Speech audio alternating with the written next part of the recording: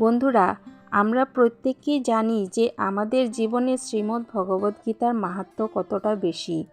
ভগবান শ্রীকৃষ্ণ অর্জুনকে লক্ষ্য করে আমাদের উদ্দেশ্যে এই গীতার মহান জ্ঞান প্রদান করেন এবং তার সাথে ভগবান এটাও বলেন যে শ্রীমদ্ ভগবদ্গীতা পাঠ করার কত বড় মাহাত্ম্য রয়েছে। ভগবান শ্রীকৃষ্ণ গীতায় এমন 3টি বিষয়ে কথা বলেন, যে 3টি কথা যদি আমরা জীবনে মেনে চলতে পারি তাহলে আমাদের জীবনেও শ্রীকৃষ্ণের কৃপায় সুন্দর হয়ে উঠবে এবং আমাদের প্রতিটি দিন আনন্দময় হবে।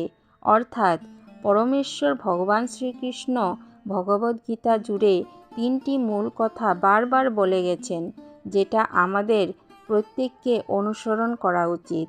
বহু মানুষ আছেন যারা প্রতিদিন গীতা পাঠ করে বা গীতা শ্রবণও করে, এই 3টি মূল কথা উপলব্ধি করতে পারে না। আর আপনাদের জানিয়ে রাখি, এই 3টি বিষয়ের মধ্যেই লুকিয়ে আছে সমগ্র গীতার মূল সার কথা। আজ এই ভিডিওর মাধ্যমে এই 3টি বিষয়ের কথা আমি আপনাদের জানাবো, যেটা জানার পর আপনারা অবাক হয়ে যাবেন যে পরমেশ্বর ভগবান সমগ্র ভগবদ্গীতা জুড়ে এই কথাগুলি বারবার বলে গেছেন। যদি এই বিষয়গুলি আপনি উপলব্ধি করতে পারেন তাহলে আপনার জীবনেও সহজ হয়ে উঠবে, আপনার জীবনও অনেক সুন্দরভাবে গড়ে উঠবে, আপনিও পাবেন ভগবান শ্রীকৃষ্ণের অপার করুণা। এই 3টি কথা মেনে চললে আপনাদের জীবনে যত সমস্যা আছে সব দূর হয়ে যাবে এবং খারাপ সময় দূর হয়ে গিয়ে মনের মধ্যে এক অপার শান্তি অনুভব করতে পারবেন। আপনাদের প্রত্যেকটা দিন অন্তত ভালোভাবে কাটবে। তাহলে আসুন দেরি না করে শুনে নেওয়া যাক শ্রীমদ্ ভগবদ্গীতার মূল 3টি সার কথা কী কী।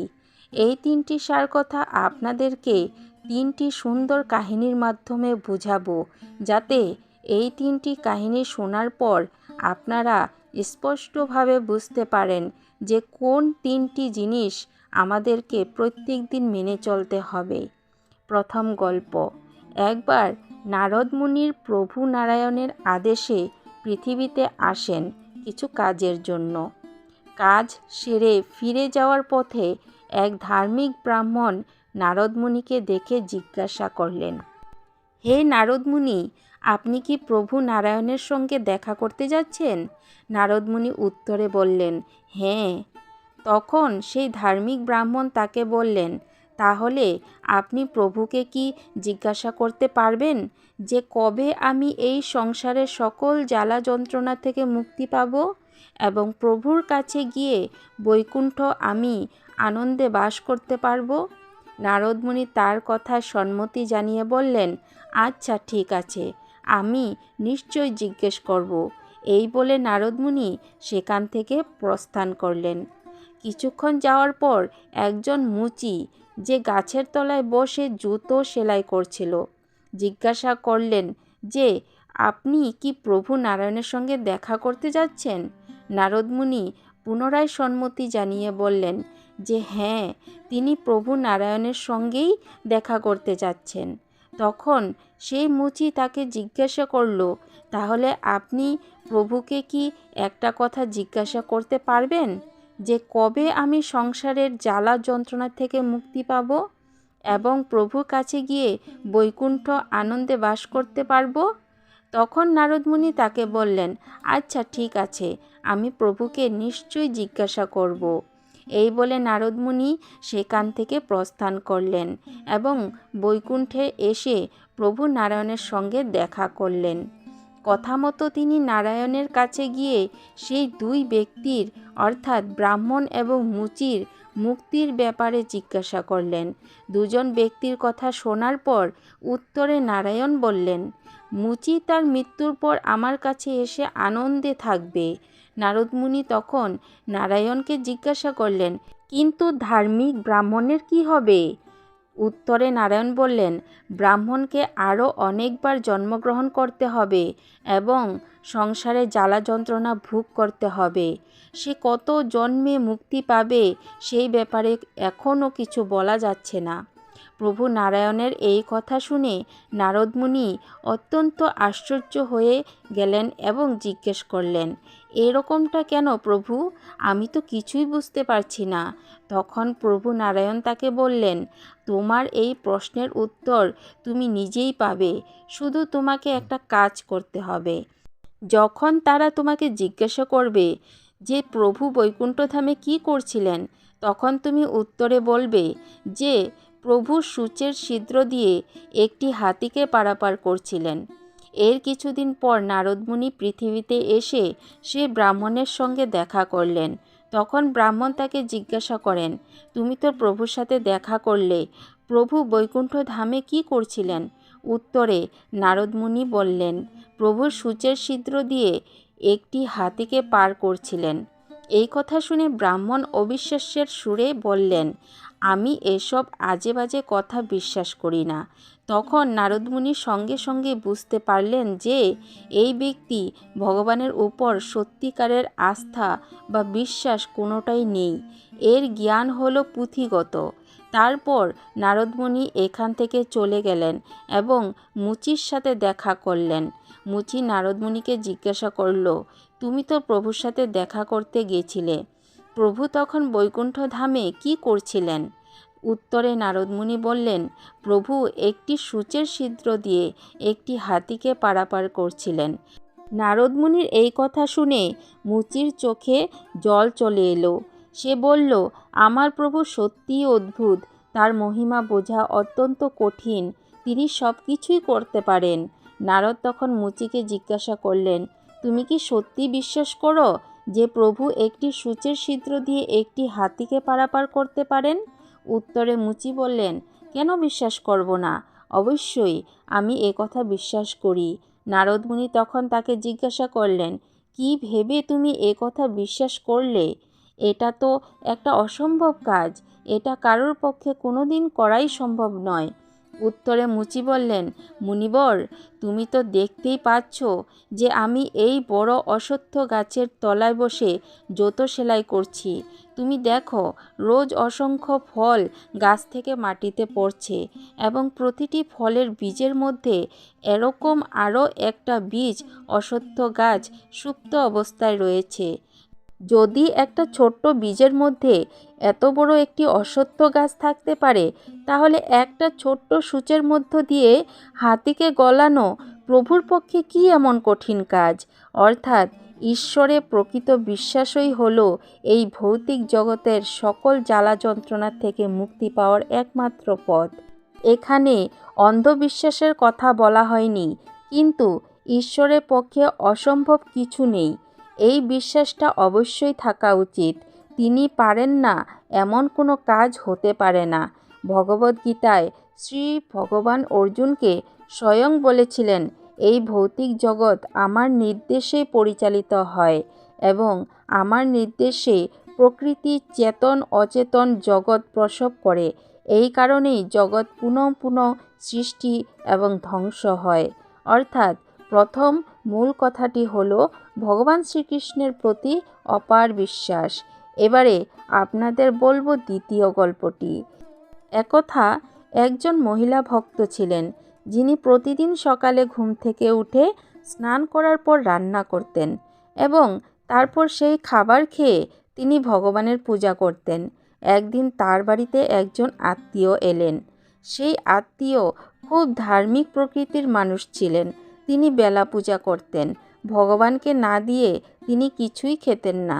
এই আত্মীয় যখন দেখলেন যে সেই মহিলা ভক্তটি খেয়ে দিয়ে ভগবানের পূজা করেন, তখন তিনি অত্যন্ত রেগে গেলেন এবং সেই ভক্ত মহিলাকে বললেন, তুমি কি জানো না খেয়ে দিয়ে ভগবানের পুজো করতে নেই? এতে অনেক বড় অপরাধ হয়। ভগবানের পুজো সবসময় শুদ্ধভাবে না খেয়েই দিতে হয়। তুমি কাল থেকে না খেয়ে পূজা দেবে। এই কথা শুনে মহিলা পরের দিন থেকে না খেয়ে পূজা দিতেন। কিন্তু তিনি লক্ষ্য করলেন যে আগে যখন তিনি খেয়ে দিয়ে ভগবানকে পূজা করতেন, তখন ঘন্টার পর ঘন্টা এক মনে পূজা করতে পারতেন, মন তার অশান্ত থাকত। কিন্তু যখন থেকে তিনি না খেয়ে ভগবানের পুজো দিচ্ছেন, তখন থেকে তিনি 10-15 মিনিটের বেশি আর পূজা করতে পারছেন না। মন তার অশান্ত এবং চঞ্চল হয়ে উঠছে। এই রকম একদিন তার বাড়িতে একজন সাধু ভিক্ষা করতে এলেন। তিনি এই সাধুকে দেখে তার এই সব ঘটনা খুলে বললেন। সেই আত্মীয় ভদ্রলোকটি সেই সময় সেখানেই ছিল। সাধু সেই মহিলা ভক্তটির সব কথা শোনার পর তাকে বললেন, মা, পেটে যদি খিদে থাকে তাহলে ভগবানের দিকে মন দিবে কি করে? মন তো বারবার ক্ষুধার দিকেই থাকবে। ভগবান ভক্তের ভক্তি দেখে, নিয়মকানুন নয়। তোমার যদি খেয়ে দিয়ে ভক্তি ভালো হয় তাহলে তুমি তাই করো। এবং এরপর থেকে সেই মহিলা ভক্তটি খেয়ে দিয়ে পূজা করতে শুরু করেন। শ্রী রামকৃষ্ণ পরমহংসদেব তার এক ভক্তকে একবার বলেছিলেন, তুমি খালি পেটে পূজা দিতে বসলে আর তোমার মন ঈশ্বরের দিকে না গিয়ে খাবারের দিকে চলে গেল, এতে কোনো লাভ হলো না। এর চেয়ে অনেক ভালো যদি তুমি খেয়ে দিয়ে শান্ত মনে পূজা করতে বসো। অর্থাৎ দ্বিতীয় যে বিষয়টি আমরা জানতে পারলাম তা হলো ভগবানের পূজার সব থেকে ঊর্ধ্বে যা থাকে তা হলো ভক্তি। ভগবান শ্রীকৃষ্ণ শ্রীমদ্ ভাগবত গীতাতেও এটাই বলেছেন। তিনি বলেছেন, তুমি পূর্ণ ভক্তির সাথে সব কিছু আমাকে সমর্পণ করে দাও, তবেই তুমি ভগবত ধামে যেতে পারবে এবং অন্তত পরম পদপ্রাপ্ত হবে। পরমেশ্বরের প্রতি থাকতে হবে অচলা ভক্তি। এই ভক্তির দ্বারাই জীবনের সব কিছু লাভ করা সম্ভব। কারণ ভগবান ভক্তের এই ভক্তির দ্বারাই সম্পন্ন হয়েই ভক্তের উপর কৃপা করে থাকেন। বন্ধুরা, এবার আমরা জেনে নেব তৃতীয় গল্পটি। এক কৃষ্ণভক্ত উত্তরপ্রদেশের কানপুরের আখেরি গ্রামে এক সাত্ত্বিক ব্রাহ্মণ পরিবারে জন্মগ্রহণ করেন। জন্মের সময় তার পিতার দেওয়া নাম ছিল অনিরুদ্ধ কুমার পাণ্ডে। তার ঠাকুরদাদা একজন সন্ন্যাসী ছিলেন এবং তাদের পরিবারের পরিবেশটি অত্যন্ত ভক্তিমূলক এবং শুদ্ধ ছিল। তার বাবার নাম ছিল শ্রী নরেন্দ্র পাণ্ডে, যিনি পরে সন্ন্যাস গ্রহণ করেছিলেন। তার মা প্রতিদিন সাধু সেবা করতেন এবং অন্যান্য আধ্যাত্মিক কাজে ব্যস্ত থাকতেন। তার বড় ভাই পরিবারের সবাইকে প্রতিদিন শ্রীমদ্ ভগবত গীতা পাঠ করে শুনিয়ে পরিবারের আধ্যাত্মিকতা আরও বাড়িয়ে তুলতেন। অনিরুদ্ধ ছোট থেকে ঈশ্বরের জপ ধ্যান করত। সে যখন একটু বড় হলো তখন তার হঠাৎ করে একদিন উপলব্ধি হলো যে তার পিতামাতা এবং সব কাছের মানুষই তাকে একদিন ছেড়ে চলে যাবে। অর্থাৎ এই পৃথিবীতে সব কিছুই হলো অনিত্য। কোনো কিছুই সারা জীবনের জন্য তার সাথে থাকবে না এবং কোনো কিছুই তাকে সব সময়ের জন্য আনন্দ দিতে পারবে না, একমাত্র ঈশ্বরের ভালোবাসা এবং ভক্তি ছাড়া। এই জগতে ঈশ্বরই একমাত্র যে তার সঙ্গে সব সময় থাকবে, অর্থাৎ ঈশ্বরই একমাত্র যা তাকে চিরশান্তি ও আনন্দ দিতে পারবে এবং এই ভালোবাসায় দুঃখ পাওয়ারও কোনো সম্ভাবনা নেই। এই সব উপলব্ধি যখন তার মধ্যে আসে তখন তার বয়স মাত্র 13 বছর এবং এই বয়সেই তিনি সিদ্ধান্ত নেন যে তিনি গৃহত্যাগ করে সন্ন্যাসী হবেন। তিনি এই সিদ্ধান্তের কথা তার মাকে জানালেন। তারপর তিনি ঈশ্বর সাধনায় বেরিয়ে পড়লেন। কিন্তু বেরিয়ে পড়ার পর তার জীবনে কিন্তু কষ্ট কিছু কম ছিল না। বৃন্দাবনের গলিতে গলিতে তিনি প্রতিদিন ভিক্ষা করে বেড়াতেন। কেউ খাবার দিলে তিনি খেতেন, নয়তো বেশিরভাগ সময় তিনি ক্ষুধার্তই থাকতেন।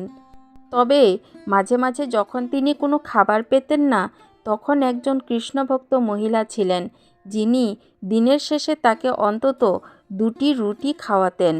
শীতের দিনগুলোতে তার গায়ে কোনো বস্ত্র থাকতো না। চটের বস্তা সেলাই করে তিনি নিজের গায়ে জড়িয়ে নিতেন। সারাদিন তার একটাই কাজ ছিল, কৃষ্ণ নাম জপ করা। প্রথমে তিনি গঙ্গার ধারে থাকতে শুরু করলেন। সেখানে তিনি শিবের নাম জপ করতেন। তারপর শিবের প্রেরণা পেয়ে তিনি আসেন বৃন্দাবনে এবং বৃন্দাবনে তিনি রাধারানীর সেবায় নিজেকে নিয়োজিত করেন।